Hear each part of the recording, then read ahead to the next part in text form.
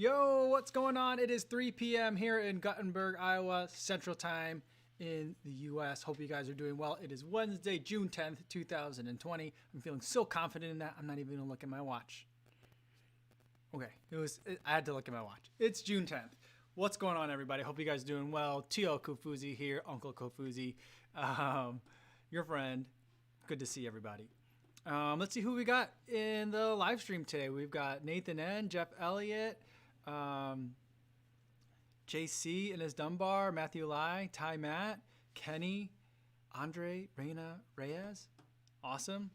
Matthew Lai's here, Tony Yu. Very cool to see everybody. What's going on? I got some coffee with me today because it is kind of like a chilly, dreary day here. Although, like, chilly, dreary because I've been inside in the air conditioning for most of the day, I think. I did get a run in this morning. I had a good run for the most part.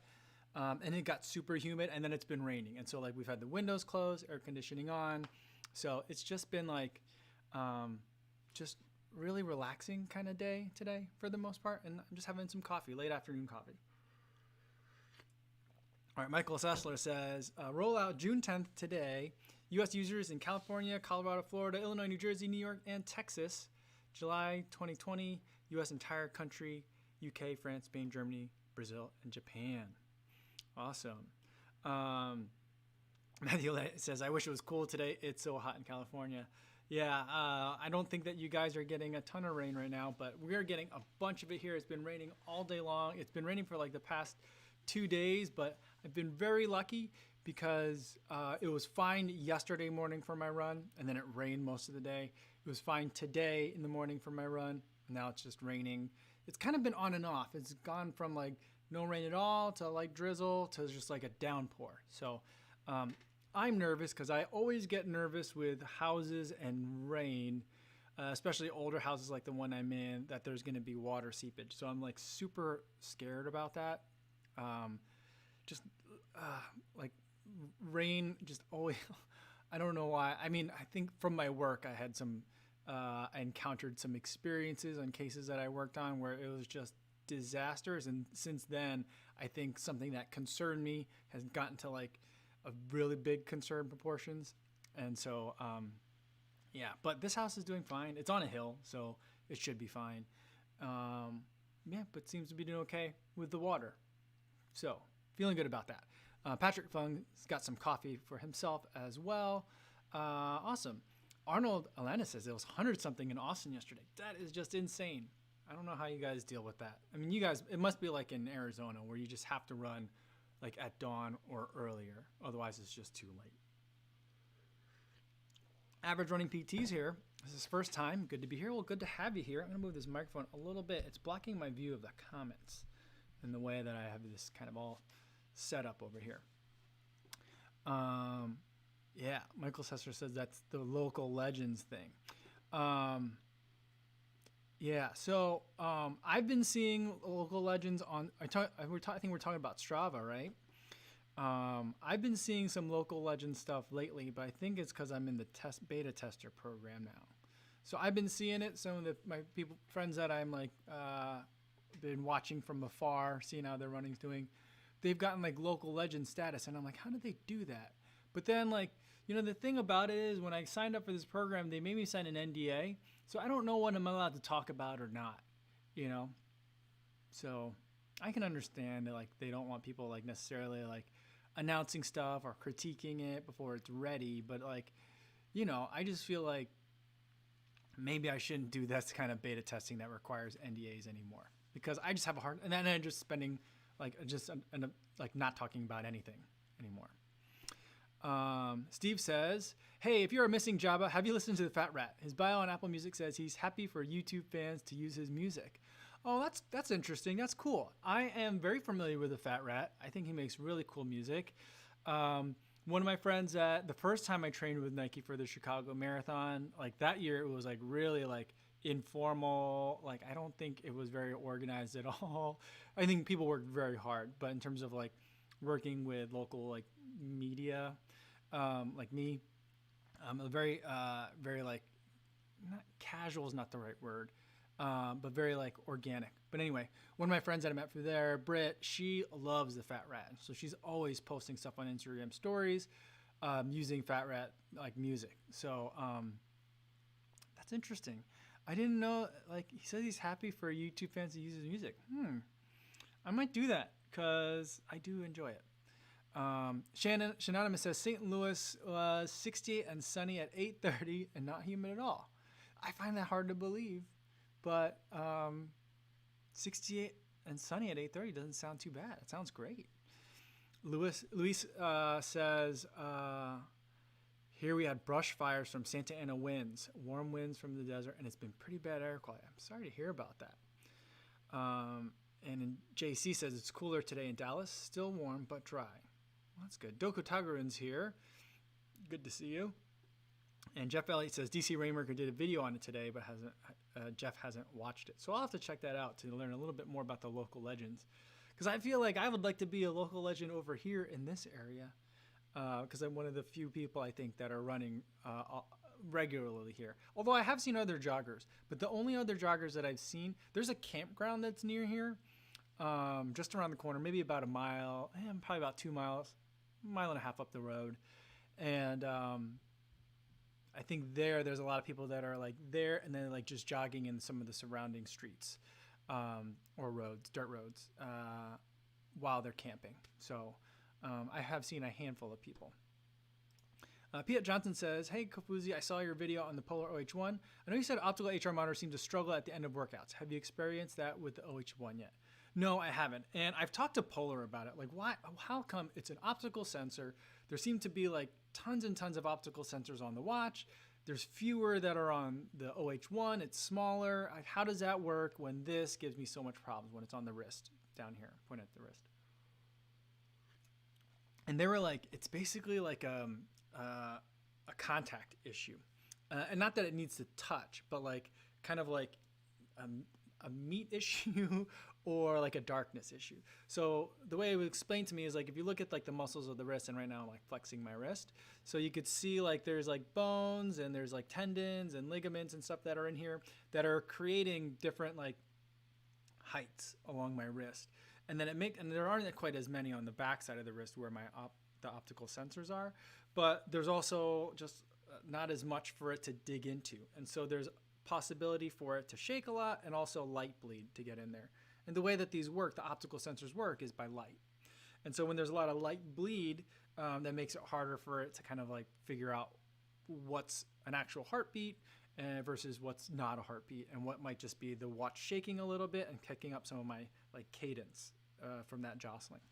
When you put it somewhere here, because I was like, my question was, how come I can put it this, like when they say the wrist, they say like 2 bones or 2 fingers from your wrist bone, which is further down than I normally wear my watch, and I've tried doing it there. Why does that have to be so precise? But I can put the OH1 anywhere on my arm and it's fine. And he says, because there's all this stuff going on the wrist I just described, but when you put it in like your forearm, it just presses in. There's enough muscle there or other stuff that's going on in there that I can just kind of like be snug and get a good reading because of that from the optical sensor and the elastic waistband that's on there. So that's the reason why that one works so well, where this one, even the most sophisticated wrist-based optical heart rate, I just don't think works all that well from like a running perspective. I haven't found that one that works for me. There are some people that say this works great. They could run marathons in them and it's great. Me, I don't it doesn't work for me. So that's kind of my understanding of it. Average Running PT says it's 95 to 100% humidity in here. So that's rough. Sorry to hear about that. Let's see. Esteban Gonzalez says, hey, Kofuzi, cheers from Costa Rica. Question, favorite shoe of all time? That for me is Zoom Pegasus 33 Shield. That one has just a lot of sentimental value. I thought it was a great looking shoe. It was very fun to run in, but I also just really had a lot of fun in it. So that's my favorite shoe of all time. Jared Kano says, me, Co, and I signed up for the 300 miles grit challenge. Most mile per week I've hit before is 66. Any recommendations on training for the challenge? I I would say if you've done 66 miles in the week before, then you should be okay. I mean, as long as you've done that relatively recently, I think you'll be all right. I would say in terms of training for the challenge, it starts in like 10 days. Yeah, 10 days from today. So I would say there's probably, I would ramp up your mileage a little bit this week, even if you're not quite at 70 for this week, because you're going to have to average 10 miles a day to do 300 miles in 30 days. So I would ramp up the mileage a little bit this week, not too much from what you've been running, and then give yourself a couple of days to kind of like recover and be fresh and ready to start the challenge. And depending on your level of fitness, if you're shooting for that 300, if it's going to be a big stretch for you to get that, and 300 miles is a lot of miles in a month, I would say, the first week, make sure your miles are just really easy. Take it slow. And I think that will help you out quite a bit. So that will be my recommendation. So good luck.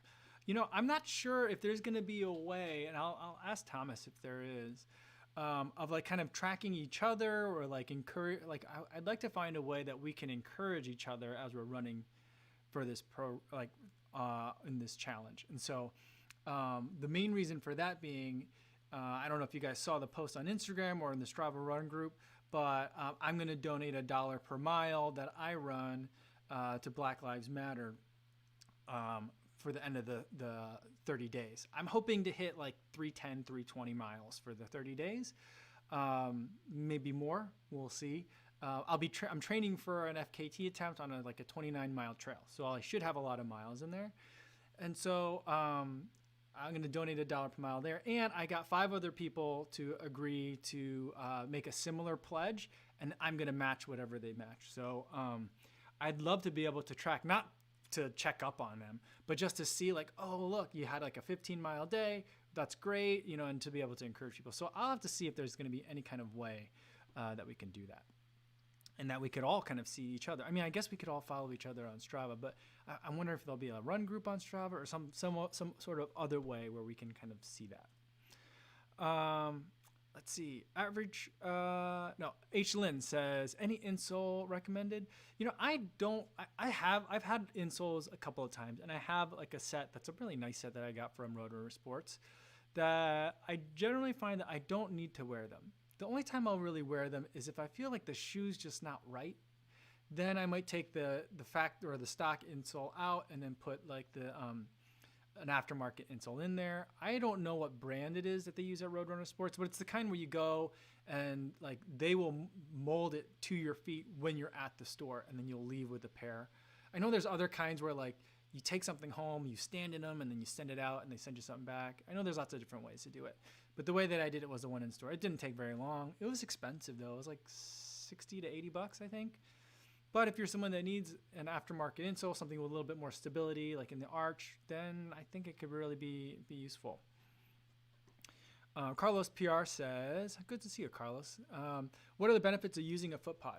For me, the main benefit, it's not as important. Well, it will be more important for me soon.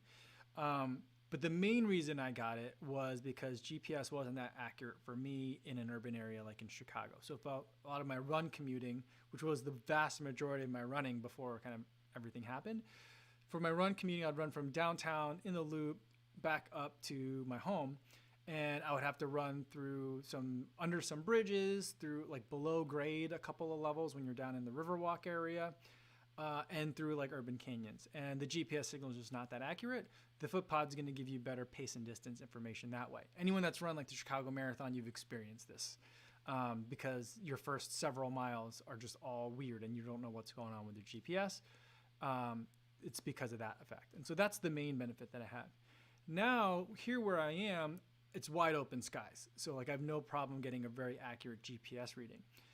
The Footpod benefits me here because this Footpod that I have, which is a Stride Footpod, gives me power information. And that can be very useful for when I'm charging up hills and trying to figure out like how hard should I be running up a hill, right? So it gives you like an amount of like effort that you're giving out. It gives you a power number. And then you can try to figure out what's a good power number that you should try to maintain throughout the course of, say, a 50K that has a variety of terrain, so that way you're not running too hard on the uphills and not running too easy on the downhills. So those are some of the benefits. Catherine AM says, dreary here in Montreal as well. Really windy. Dreading a miserable run. I'm doing math, so I guess the gusts will make it appear like I'm going faster.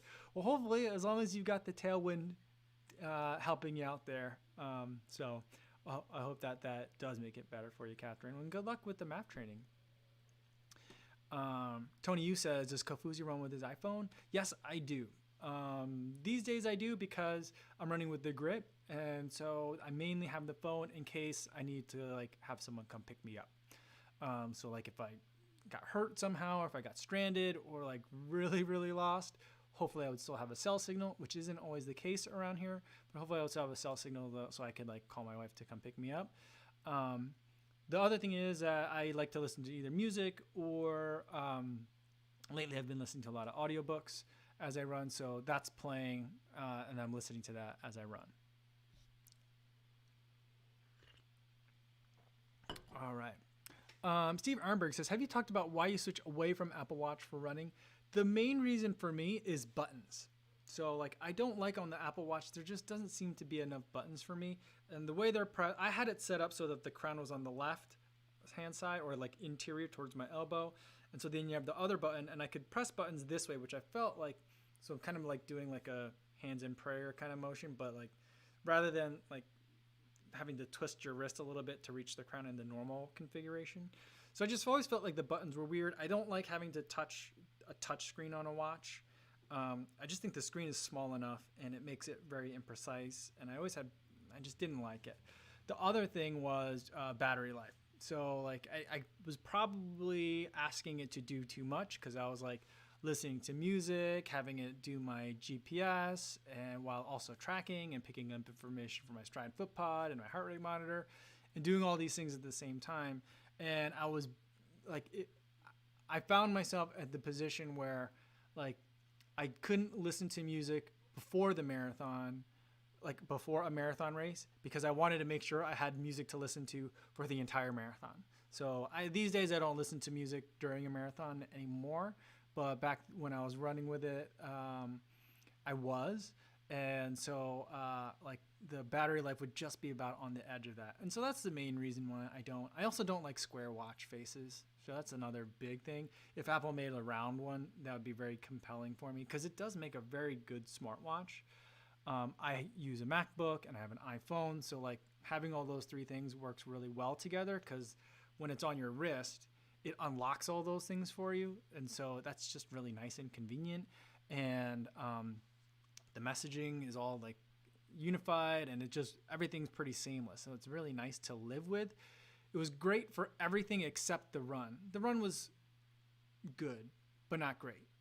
But for running like the Grid X and all the other like running dedicated watches, they're great for running, but not as smart watches generally. So it's just, which one do I want? You know, I wouldn't mind if they made like a really heavy Apple Watch and put a big battery in it so that way it could last like a couple of days, or I didn't have to worry about it so much like on a longer run. Like if I do another 50K or this FKT that I'm going to try to do, which will be like 29 miles, so like I don't know, like 48K or so, 47K, like I want to make sure it can last the entire time. I don't know that an Apple Watch can. That's the thing. The nice thing though about having it though was that I didn't have to bring my phone. So I did bring the Apple Watch with me to Iowa in case I wanted to like switch up and try and do some of that and get rid of the phone. But here, because there's no places to have water, I have to bring it with me, water with me. So I've got a pack on, I've got places to put the phone. So it's not like a huge deal. Let's see, Jared Crano is saying in DC Rainmaker's video, basically just whoever has done the segment the most in the past 90 days is the local legend. Oh, okay. I guess I'll have to make some segments. That's another thing that I've been meaning to do out here is to make a couple of segments. Cody Davis says, I lack the desire to be a local legend. That's funny. Fair enough. Mark Chankoko is here. He said, what's up? What's up? Good to see you, Mark. And Frank Lahulier says, don't you need a segment to be a local legend? I think you're right, based on what Jared was saying. True. Sam Pilar says, I'm going to start recording running stuff for YouTube. What music do you currently use? Was looking at SoundCloud as a free option and some others as premium options. I use Epidemic Sound, and this is not Spawn. I wish they would sponsor me. I would love it if they sponsored me. I should try and I don't know if I can reach out to them or not, or I don't know how to do that. But like I would love it. I mean, it's $15 a month, but it's probably the most valuable $15 a month that I spend on this channel, because it just saves me so much time and I get more precisely the music that I'm looking for. I did SoundCloud. I did No Copyright Sounds, which is a YouTube channel that like features music creators that are willing to license their music for free. But what I found is all those videos that I made 4 years ago when I was using that are all one by one getting not copyright strikes, but they're taking them away because now they're taking back, they're rescinding their license, which isn't how licenses work. But it's like, I'm not going to bother fighting some like copyright troll for a video that has 40 views and hasn't had any views in like 2.5 years. So like, fine, I don't care. But it would make me furious if that were happening on current videos. So I use Epidemic Sound. I'd say invest in music if music is going to be a big part of your channel. There's lots of channels where music isn't a big part and you don't need it. Fine. Mine, I mean, basically how this channel started out in terms of running videos was like, it's music videos set to running instead of the actual music video. And so like music was a huge part of it from the beginning.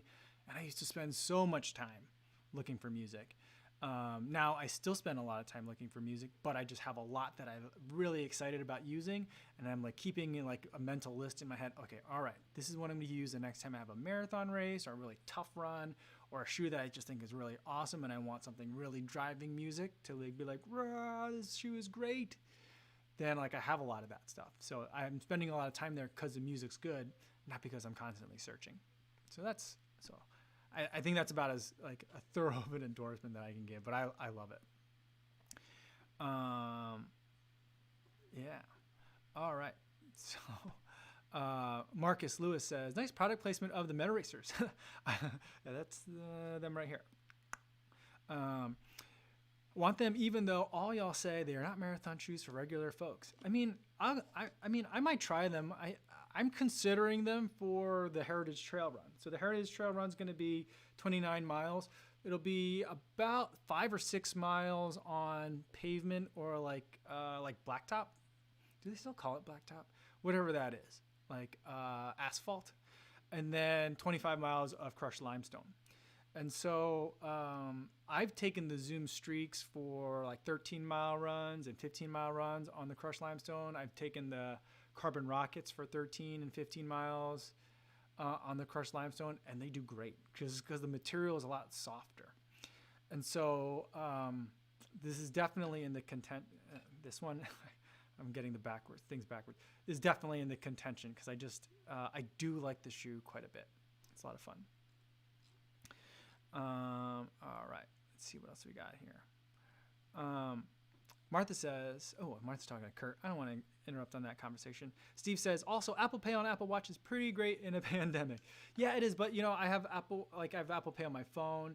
And then Garmin has Garmin Pay. I don't know. I don't think Polar has that feature, but Garmin watches do. So if that's a big thing for you, I think the watch is like a very awkward way to do it because you're like holding it up kind of funny. So I've never liked Apple Pay on the watch. I would always rather have the phone out. But because I hate Apple Pay with the newer iPhones that don't have the thumbprint, because then it like looks at your face, and now with masks on, like that gets annoying. I know you can make it learn your face with a mask on. I've never gotten to that point. But I think it takes longer because then it recognizes your face. Then you double thumb click right on the side. When you had just the home button, you just held the phone like this with your thumb on it, and it was super fast. I loved it. So I'm really thinking about getting the iPhone SE, like when it comes time for me to replace this iPhone, because it has a home button, right? That's what I thought. I thought it had Touch ID still. Reza Sajadiani says, what's going to happen to Chicago Marathon? Should we start up the specific training or will it be canceled anyway? We talked about it a little bit yesterday, and I think it's going to be canceled.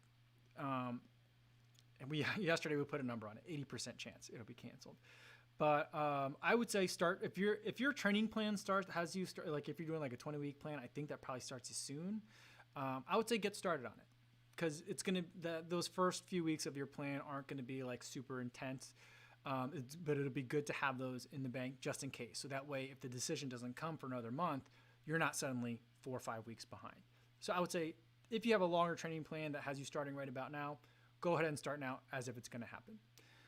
But I will say that Taste of Chicago and Lollapalooza, two of some of the biggest events of the year in Chicago that happen in Grant Park, which is where the start and finish of the Chicago Marathon is, were both canceled for this year. Now, granted, those are summer events, but those were both canceled.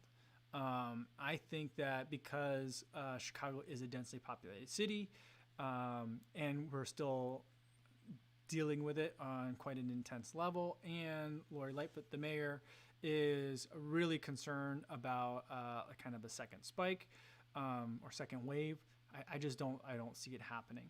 But I think I also got an email, not just me, but I think they sent emails out 2 days ago now saying that they are evaluating every day, but they still haven't made a decision, and they know they need to make one soon, but they haven't made one yet. So that's where like they officially stand. Shannon says, music-free videos is amazing. Well, thank you. I do put a lot of thought into it. Some days are a little bit less thoughtful than others, but I kind of have the ones that I save for like bigger, more shoes reviews that I'm more excited about, and like for races. So yeah. Sael says intro music is fire. Well, thank you so much. Kurt Go says thanks for all the tips. Really appreciate to be able to run my first half marathon soon. Awesome. Well, good luck. That's great. Sam Pilar says, thanks so much for answering my question. No problem. That's what's great about these live streams is that it can be so interactive, which I really love about it. So, let's see. Shannon says, I'm always so impressed how fast you record, edit, and release the videos. Yeah, I mean, it's fresh. They're fresh. I don't like really do a lot of editing, like proofreading and kinds of editing. So like I record it, I film it, and then it goes out. And so on the videos, when I upload them, I hit drop down boxes for like the footage recording date. And so usually it's only one, maybe it's 2 days behind.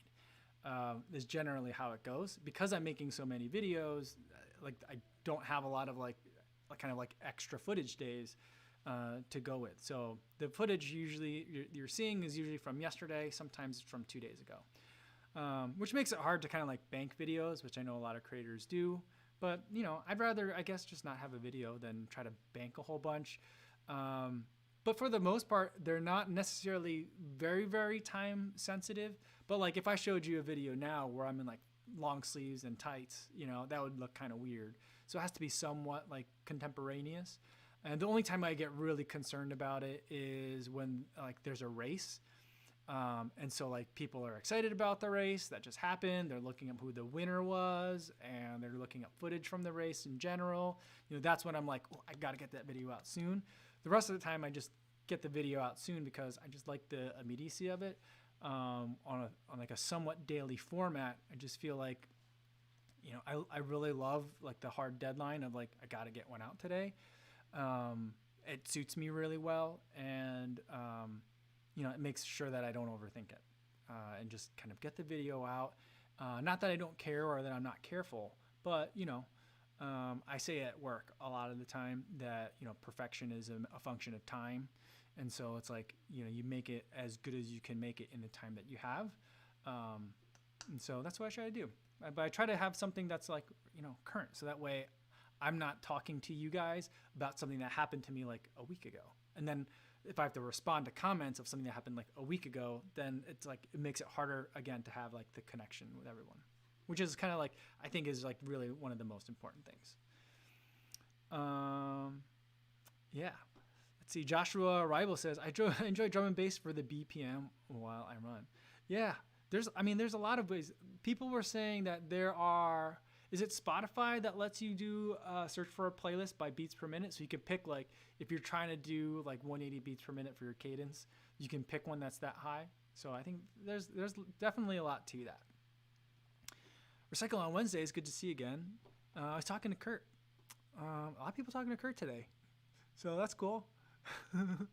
Let's see. David Alfonso says yes, Garmin does. And talking about Garmin Pay in terms of being able to pay, and it goes. Garmin Pay piggybacks off of Apple Pay, I think, right? So, yeah. Cody Davis says, would you wear the Vaporfly for your Heritage Run? Seems like the same type of ground you're running the Tunnel Marathon in. I don't have any Vaporfly with me. I don't think I do. I think I gave them all away. But I'm looking over there because there's a bag of shoes that I brought from Chicago that I'm donating to a local shoe drive. But yeah, but it definitely could work. It would be a great choice, I think. Like a Vaporfly Next would be a great choice for it, but I'm not going to run in those.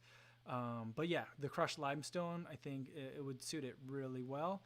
It's relatively flat. There aren't any really crazy changes in grade. I only think it's like there's a slight uphill for a big part of it, and then it ends mostly downhill.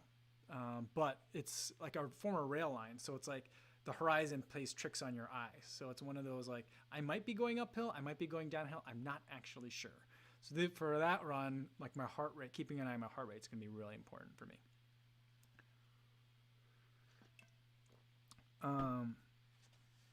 Yeah.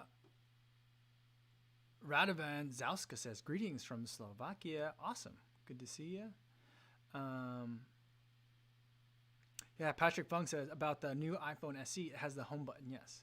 Yeah, I just think that it was really useful. And I think that I would like any other phone. Like some phones have the home button on the back, right? Or like the fingerprint reader on the back. I think that would work for me as well. Or some of them have it on like the home button. I think that would also work for me. But I just like the contact of it. It's much more natural. Like Face ID is fast and it works fast, but like I just think that it's more useful to have a Touch ID sensor. That's my personal preference, but I suppose that's going to a lot of it come down to preference as well. Tony Yu says, how do you hold your iPhone, Kofuzi? I don't see you holding it in your videos. Thanks. I have a couple of ways that I do it. My favorite for like really hot temperatures, I have the half tights that I like. They're from Roadrunner Sports. They're like the R Gear Challenger 7-inch. They have pockets on each side that are big enough to hold an iPhone. You could probably even put an iPhone Plus in there if you were inclined to run with a phone that big. But I put my iPhone 11 Pro with the case in there, and it just feels fine. I don't notice it. It doesn't bounce around. The other pants that I run in are Path Projects pants. Though they have a back pocket. I'm reaching towards my back here. They have a back pocket right on the hip, on the waist. That I can also put my iPhone 11 Pro with the case on it. It's a thin case, but it's with the case in the back, and it's fine there too. And then the other shorts that I brought with me to Iowa are the John G 5-inch short. They're not called commuter pants. I forget what their technology is called. They have like their colorful line, and then they have like their travel line, which is just like all black everything. It's from that collection, and it has a pocket that doesn't look like it's going to fit an iPhone, but it'll fit an iPhone in there. I usually take my case off to put in that one because it's kind of snug. So those are the pockets that I use to put it in there. If I don't have those as available as options to me, I also have a flip belt, which I actually just bought one of those for my mom because she's been looking for a way to carry her phone. So she should be getting that. I don't know if my mom's here. I haven't seen her. But Mom, if you're here, it's coming Friday. I'll call you later, but that's coming Friday. I think I told her that already. I think I already called her yesterday, but so that's another one that I use. That's my favorite one because I've used spy belts before, but the spy belts, it like jostles for me. So that's how I carry it. Magda Miskowska says, do you listen to podcasts or audiobooks? I listen to both. So lately, I've been listening to almost exclusively audiobooks. And I think part of it is that, when like everything shut down and like, all the running events got canceled, a lot of the running podcasts to me, like they weren't like at first that they were really interesting because I really enjoyed like, what are pros doing? What are regular people doing? What are sub-elites doing? Like, what is everyone doing? Like that was really fascinating for me. But then like now it's like, I'm not interested in that anymore. And so like it just I'm struggling to like get that super excited about it. And so I'm just been in a lot of audiobooks lately, and it's pretty much only been audiobooks with the occasional once in a while I'll listen to music, but for the most part audiobooks. Let's see. JJ Garza says, Kofuzi, why didn't you use Polar's running index for tracking progress in low heart rate training? I don't know how to do that. That's why. Yeah, I don't know what Polar's running index is. I don't like these other like running indexes. Garmin has one too. No, Garmin just does like a VO2 max like extrapolation, right? Polar has like a running index, like it gives you like a number, and it looks kind of like the numbers are in the general ranges of VO2 max too. So it's kind of confusing. So I don't know all. There's more that go like it seems to get wrapped into it. So like just for tracking my progress in low heart rate, I did the MAF test, the Maffetone test, which is you run at your low heart rate number for 5 miles on a track, flat surface with no elevation change. So that's kind of what I used as a way to just kind of keep that number, like whatever analytical tool I was using, just as simple and basic as possible. Frank Lahoulier says, for deep sand, where did it go? Just moved. Talking about deep sand. For deep sand, the soft ground options from Salomon are good. Using the Speedcross 4 for the deep sand now. Yeah, I don't think that there's going to be any sand on any of my running around here. Some of the dirt roads are getting a little bit soggy because it's been raining a lot. But for the most part, it's not. I don't even necessarily don't think I need trail shoes. Although like a light trail shoe might be pretty nice. Garrett Baker says, has your time in Iowa made you rethink the downtown Chicago lifestyle? Do you think you'll stay in your apartment? Stay like long term? I mean, it certainly has this, not necessarily rethinking, but like it has this every once in a while. My wife's like, so you ready to buy a house in the suburbs yet? And I've told her, and we've had this conversation many times over the years. Basically, every time we go on a vacation, she used to have like an annual conference that she would go to in San Diego in like the early spring. And like we would have this conversation basically after like having just come out and still lingering in a Chicago winter of like, why do we live there? You know, kind of thing.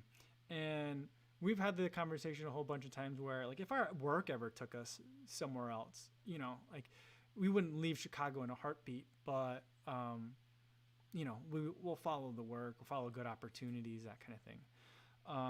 There's nothing like pulling us away at the moment. And the longer we stay there, the bigger that pull I think would have to be. But we've also like said, like, I'd rather move back here in Iowa and be close to like her family, like very close to her family, like seeing them like on a regular basis, than I would want to move in like the Chicago suburbs. Like just that like commuter lifestyle, I think would be really hard on me from like a mental health perspective. Like it's the main reason I didn't want to move back to New Jersey or the East Coast. A lot of my friends, like after college, they did that thing where they lived like somewhat near home, where we all had grown up, and then like we're taking the train in and going into like Port Authority or Union Station and like getting to work from there, and just like listening to the stories of like how people commuted were just really weighed heavily on me, and I didn't like that. And I just don't like commuting. I really hate it. So yeah, so we won't be moving to the suburbs, but it does make me think like, well, maybe there's a way we can find some sort of more space in Chicago itself. I've definitely been thinking about, you know, there's like two parts to this story. Is years ago, before, like when my wife and I were pretty much like newlyweds, my dad and I was visiting home. I don't know if my wife was working, but she wasn't there. But it was just me and my dad, and we were at a diner, and I think we were both like reading the paper at a diner. And he pulls down his paper and he goes, you know what? Kids need green space. And it just came out of like a complete non sequitur out of nowhere. We weren't even talking. We were just drinking coffee and reading a newspaper. And it just came out of nowhere. And I was like, okay, Dad, great. We didn't even have a dog yet at the time. So like we were caring for no other lives other than our own and just like enjoying married life. But, you know, I come back to that frequently. And it makes me think. I had a conversation with another client of mine, a lawyer, um, who was a very old school kind of guy. And he was like, "You have kids in the city?" And I was like, "Yeah, I have kids in the city." And he's like, "Yeah, we got to stop being so selfish." And I was like, "Yes, sir," because he's going to be signing my check soon. So I'm like, just agreeing with him, whatever. And he's like, I lived in the city with my family and my kids for, their entire life. And, I look back on it now and it's one of the big things I regret. And the guy was a real jerk, not just because of that conversation, but just generally, it was a real jerk. So I discounted everything he was saying. But every once in a while, I think about that too, because I'm like, I like being near museums. I like being near the lakefront. I like not having a long commute. But none of those things are, well, I mean, my daughters like being near the lakefront. My daughters like being near museums and the aquarium and things like that. But they seem really happy here right now. They like having more space. And I remember, we moved around a lot growing up, a lot. I hate moving. But we moved around a lot. And I do remember being very excited about how much space I would have when we moved to a new place that was bigger. And so I think about that too. So lots of things to think about. But my wife and I have said many times, no big life-changing decisions during a pandemic. Although, it's been going on a really long time, so we kind of have to make some decisions. So it's a very long way of saying yes. We've rethought a lot of things out here. But sorry, that was a long ramble. Sorry about that. Yeah, so really sorry, but it's definitely something that's been on our minds and stuff we're talking about. Yeah. Let's see what else we have here. I've just been rambling on for a long time. We're getting late here. Let's try to find one more comment and then we'll end on that for today. Martha says, Run Clothing is getting good about phone pockets. Rabbit makes a bra with pocket on the back. Hoka tights have big side zip pockets and both fit her iPhone X. Flip belts are great too.